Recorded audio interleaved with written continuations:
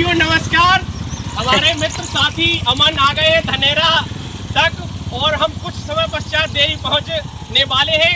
बड़ी बेसब्री से लोग इंतजार कर रहे हैं अमन भाई का। अमन भाई कैसा लग रहा है? एकदम ऐसा लग रहा है जैसे वो कहते हैं ना कि जैसे अभी बहुत टाइम से हम इंतजार कर रहे थे घर वापसी का, तो अब घर वापसी हो रही है और अपने बुंदेलखंड का इतना प्यार मिल रहा है जो प्यार हमने सोचा भी नहीं था, उससे ज़्यादा हमें प्यार मिल रहा है। अभी आप देख सकते हो आप सभी लोग यहाँ पे अब आए हैं, हमें काफ़ी अच्छा लग रहा है क्योंकि जब आप कोई कार्य करते हो या आगे बढ़ते हो तो साथ और समर्थन जब लोगों का मिलता है तो वो आपकी ताकत बनता है और उस ताकत से आप मजबूत बनते हो। पहला दिन 20 अगस्त 2024। संकल्प कैसे बना कि पैदल यात्रा करना है, 4 धाम जाना है, 12 ज्योतिर्लिंग के दर्शन करना है और 16 शक्तिपीठ को भी देखना है और मत्था टेकना। प्रभु जी पहले हम बाहर थे, अपना काम कर रहे थे मुंबई में सीरियल्स में और अमेजोन वगैरह में, तो हमारा कुछ ऐसा उद्देश्य नहीं था कभी लाइफ में कि हम पैदल यात्रा करेंगे। जिसकी मॉडर्न लाइफ हो, मॉडर्न जिंदगी जी रहा हो, वो इस लाइफ में कैसे आ जाएगा जिसको कुछ पता भी नहीं है इन सब चीज़ों के बारे में। लेकिन हमारे पिताजी का स्वास्थ्य खराब हुआ तो हम वापस टीकमगढ़ आए और उन चीज़ों से फेस किया हमने। और हमारे टीकमगढ़ में खीर की बगिया पप्पा हैं, वहाँ से हमारा कनेक्शन हुआ, पाठ करना स्टार्ट हुआ हमारा, और पापा का स्वास्थ्य भी वहाँ से रिकवर हुआ। तो दोनों चीज़ों के साथ में फिर हमारा 9 अगस्त को नीम करौली बाबा का हमें स्वप्न आया। वहाँ से हमारी ऐसी यात्रा निकल पड़ी 20 अगस्त 2024। 750 दिन, 25 किलो का बैग और प्रतिदिन 30 किलोमीटर की यात्रा अमन ने की। और इन रास्तों में खट्टी मीठी यादें भी रही होगी, कठिनाइयाँ भी आई होगी। उन कठिनाइयों का जिक्र हम जरूर अमन से सुनना चाहेंगे। कठिनाइयाँ प्रभु ऐसी आई है कि हर प्रकार का इंसान मिला है और कभी कभी तो एक ऐसी भी मूवमेंट आए कि कुछ लोग हमारे पास आए और हमारा सामान चोरी करने की कोशिश की रात में 11-12 बजे। लेकिन महादेव की कृपा ऐसी हुई कि हमारा बाल विवाह का नहीं कर पाए। और कई ऐसे हादसे हुए कि हमें सामने से कई जानवर मिले हैं जिनका नाम सुनते ही लोगों की रोम रोम खड़े हो जाते हैं, तो वो हमारे सामने से गुजरे हुए हैं। 20 अगस्त को जब आपने माताजी से कहा कि मैं पैदल यात्रा, देश की यात्रा पर निकल रहा हूँ, माताजी का रिएक्शन क्या था अमन?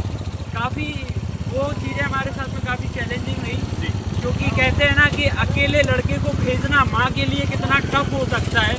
लेकिन जब प्रभु की इच्छा थी तो वो सारी चीज़ें प्रभु ने पहले से सोच समझ के रखी थी सबके दिमाग में। तो हमारे पिताजी का और माताजी का आशीर्वाद रहा है, तभी हम यहाँ तक पहुँचे हैं।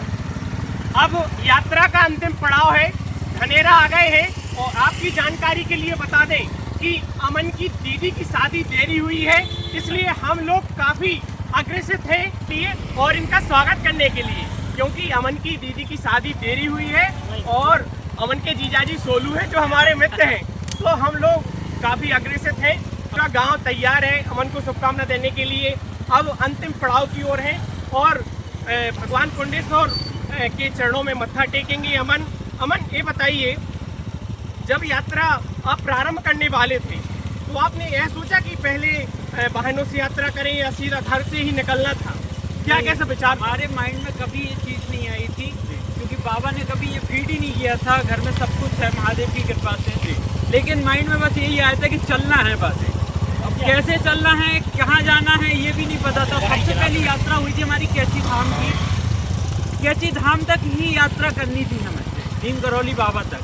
लेकिन बाबा की कृपा ऐसी हुई कि वहाँ से केदारनाथ और चारों धाम वो हो गए, यमुनोत्री, फिर वहाँ से वैष्णो देवी पहुँच गए, फिर वहाँ से शक्तिपीठ के भी दर्शन कर लिए, फिर MP आ गए, उज्जैन दर्शन कर लिए।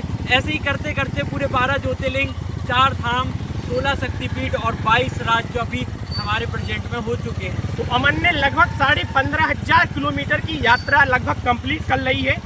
अब अमन ये बताओ हमें, जैसे आप जब पहले दिन निकले तो आपने यह क्यों सोचा कि हमें पैसा नहीं लेके चलना है, बिना पैसे के चलेंगे? रुकावटें भी आ सकती थी, समस्या भी खड़ी हो सकती थी, कोई मदद करेगा कि नहीं करेगा, यह भी आपके मन में आ सकता था। तो आपने क्या सोचा इसको लेकर? जब प्रभु की इच्छा हुई और प्रभु ने जब हमें आदेश दिया तो उनने आदेश इस प्रकार दिया था कि तुम निकलो बस। और हम सब संभाल लेंगे। और हमारे भारत में कहा जाता है कि हमारे भारत के लोग ऐसे हैं कि हर जगह इंसानियत है, हर जगह प्यार है। वही देखने के लिए और एक चैलेंज लेने के लिए इस यात्रा में बिना पैसों से 2 साल से ऊपर होने वाले हैं, अभी तक 1 रुपये पैसा खर्च नहीं किया। इतनी बड़ी यात्रा से अमन लौट आए हैं, आगे का संकल्प क्या है अमन? आगे का प्रभु हमारा संकल्प है हमारे टीकमगढ़ में एक वृद्धा आश्रम और भव्य गौशाला का निर्माण करना, जो कि आप लोगों के जन सहयोग से हो पाएगी। और इस यात्रा का कहीं ना कहीं यही प्रण था कि हम अपनी फैमिली बैकग्राउंड से इतने अच्छे, मतलब कह सकते हैं ना, करोड़पति नहीं थे कि हम गौशाला बना पाएँ, लेकिन हमारे मन में एक भाव आता है लोगों के प्रति, लोगों की मदद करने के लिए। तो कहीं ना कहीं महादेव से प्रार्थना करने के लिए पूरी यात्रा की है कि महादेव हमारी जो इच्छा है कि लोगों की हम सेवा कर पाएँ, बस उसी के लिए पूरा करने वाले हैं। बस महादेव, हम अपनी यात्रा को, हम अपनी बातचीत को समाप्त करने वाले हैं क्योंकि अमन थके हुए हैं। अब हम देरी वालों आपको बता दें कि अमन धनेरा तक आ गए हैं। देरी आकर अमन माँ भवानी कालका के दर्शन करेंगे, भगवान श्री युगल किशोर सरकार का आशीर्वाद लेंगे और महादेव मठ का भी वो दर्शन करेंगे। इसके पश्चात ही वो कल टीकमगढ़ के लिए, भगवान कुंडेश्वर के लिए रवाना होंगे। बहुत बहुत धन्यवाद, आप जुड़े रहिए हमारे साथ। धन्यवाद।